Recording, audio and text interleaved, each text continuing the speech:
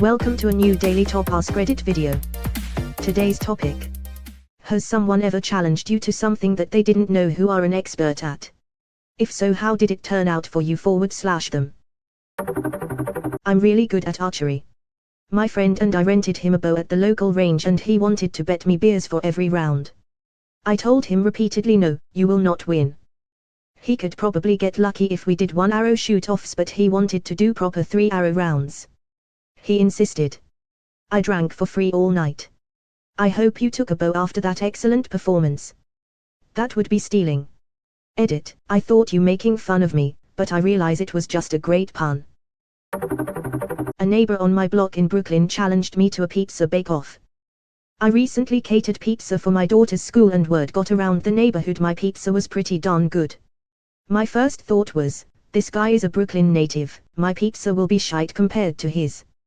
But there was something about him bragging that I couldn't resist the challenge. He talked up how pizza was in his blood, how his dad ran the pizza place around the corner years ago. I remained silent and let my skills answer for themselves. I got a buddy to let us use one of Baker's Pride ovens at his restaurant. We even had total strangers try our pizzas. Every last person chose my pizza over his. I never mentioned to him that I've worked in pizza places almost every day for the last 30 years. I never mentioned that when I'm not working at a pizza place I'm making pizzas at home at least once every 2 days. I never mentioned that at 9 years old I knew that I wanted to be a pizza man. Here I am 45 and getting ready to start my own pizza business. You go, you crazy pizza man. Wasn't me, but there's a story about an old geotechnical engineer who used to work for the company I work for. Several senior staff had to attend a meeting with the client, and some government regulatory staff who were being awkward and not approving the design. This geotech guy is pretty much quiet the whole meeting. Throughout the discussion, the government guy keeps referencing this research document and shooting down anything anybody suggests. Near the end of the meeting, geotech asks government guy if he has the research paper with him. He responds yes and places it on the table. Geotech asks government guy who is the author of the paper. Then slides over a business card. Turns out it's Geotech's own paper that government guy has been referencing to defend his argument. Government guy went bright red and apparently approved the design the same day. A very proper, you don't know who I am, do you? One of the few times that's acceptable. Similarly, when fluoridating the drinking water in my city came up for a city vote. An anti-fluoride guy and a retired dentist had a radio debate. The anti-fluoride guy is paid to go to affected communities and convince them fluoride is harmful. During the radio debate, he keeps referencing this one study. It concluded that fluoride is harmful in any concentration. After the umpteenth time the guy had brought up this study, the dentist said, you know, I've read that study. He said that actually there were 12 researchers on that study, and only one found anything harmful about fluoride. Those other 11 researchers actually all agreed his research was biased and he should be taken off the study, which he was. The study concluded that fluoride in drinking water concentrations is not harmful. The dentist said to the anti-fluoride guy, and that one researcher. The one who got kicked out of the study. It was you. This is like a higher stakes 9 out of 10 dentists agree. Some Japanese client that studied in France asked me for a translation job but wanted to change all my sentences to prove she was better than me at my own mother tongue. She ended up writing something grammatically correct but that sounded so horribly sexual that if you tried and googled the terms you would only find porn and erotic novels. I had to tell my boss she was forcing me to write porn, because it was for a mascara brand that was supposed to be sold in France, so he could stop her, and after that she stopped trying to best me. I took French in high school. Dropped out of that class after 6 weeks with a 26 average. How is it that you've constructed an entire language where just minor tweaks can turn any sentence you say into something vulgar? Don't get me wrong, I think it's genius and impressive lol. Edit, here's one from English that I like. He came riding on an ass. Edit 2, r/onion_ guy suggested this minor change to make it better. He came riding an ass. No change necessary. Edit 3, r/feral reminds me where the line is from. It's Bo Burnham's Sonnet 155, if Shakespeare wrote a porn. Living in Japan and I am now realizing that. Because every time I explained some word to my husband, I always have to add that word can also be used to say penis / butt / having sex / fu / turd. It is hilarious actually. A local mall had a portable climbing wall with a make it to the top and win $100 side. The route was actually pretty challenging. As I walked by, the guy asked me if I'd like to try. Nobody has made it to the top. You think you can do it, buddy? At the time I was ranked top 12 climber in my age group and kind of laughed to myself.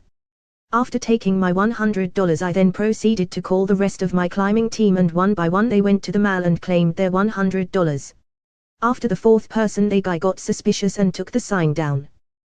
We later told him we were all nationally ranked competition climbers and he got a good laugh. The company who owned the rentals was the one who lost the money. He just worked the booth and wasn't the one who lost the prize money. This happened to me too, at an amusement park. I think I was around 13, and my brother was around 10 to 12. The guy had a bunch of adults just try the wall, and failed, and my family had been watching. He tossed out, "No way, the kids can do it." We both scrambled up that wall like monkeys and walked away with $200. Good times. What goes into being good at rock climbing? Is it good decisions, good body control, good muscles, some combination of all three? My landlord tried blaming me for damage to the kitchen cabinets but did know that I'm in construction and am very familiar with home building codes. They placed the cabinets too close to the stove and the glue that held the laminate had melted. My old landlord tried to screw me over on our security deposit when we moved out after 10 years. Put a ton of questionable stuff on the bill, missed the window for providing receipts by a few days, and only had quotes for work that he never eventually got done. I'm not a lawyer, but my work life is all focused on telecom regulation and contracts. I also have a degree in history with a focus on legal history in some areas. So it was easy enough to get a basic handle on the state and local laws around this stuff as well as pull up case law. We had a couple back and forth interactions over email when I finally responded with each place where he fucked up, giving him detailed references to the laws in question and how they'd been interpreted by local courts.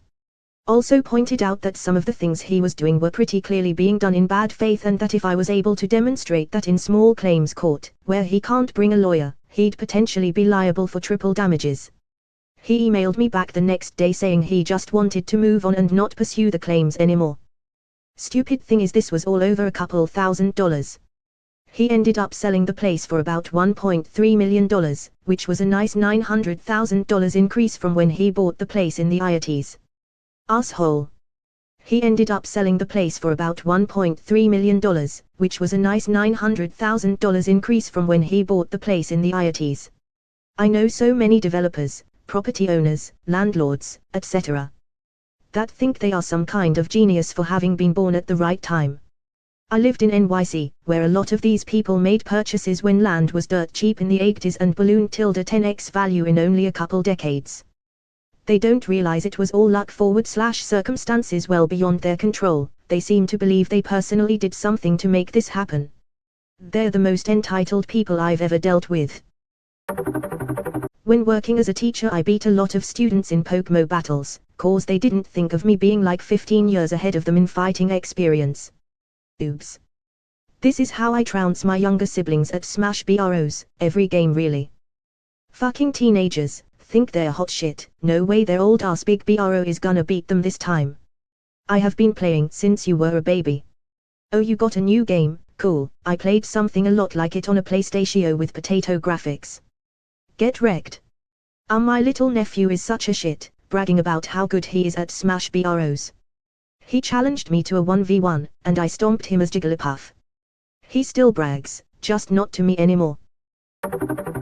I was a competitive swimmer for 14 years, including 4 years of NCAA, but I'm on the shorter side so people don't assume I was any good. Was at a friend's house on a lake one summer, and a macho guy challenged me to race to a buoy in the middle of the lake, to prove something, I guess. The lake is deceptively large, about a half-mile across, so I warned him that if he isn't a strong swimmer it could be dangerous. He was running out of gas after about 2 minutes, so I offered to let him off the hook, but he insisted he would finish. I went to the buoy and was swimming back when I found him floundering, so I lifeguard swam him back to the house. His ego took a deserved hit that day. Don't get cocky around water, even if you think you're a strong swimmer. Edit, Thanks a ton for the W and the votes, but I want to emphasize here how quickly this kind of thing can turn dangerous. I was a lifeguard at the time, and there was another lifeguard present, but even so this was a dumb idea. Don't do dumb stuff in water. Yup, hotel pools are where I shine. Edit, I'm a former competitive swimmer too, a long time ago. Still, when I'm at a hotel pool I'll instinctively kick off a wall in a streamline fashion or do a few dolphin kicks and take a few strokes like you see on the Olympics underwater cameras after the flip turns. If we're in a group and playing around and someone wants to race it's usually no contest. There's an ease of movement in the water that former swimmers possess that comes from muscle memory and 2A days during your formative years. I mean I've been swimming all my life, whenever we go to the lake I spend 12 hours in the water non-stop. I still wouldn't swim far out and try to race a competitive swimmer. Fun fact, the longest sanctioned races at the FIA level are 25 kilometers. The best do it in just under 6 hours. Some of the longest most popular swim races are 88 kilometers. Yes. 88 kilometers of continuous swimming.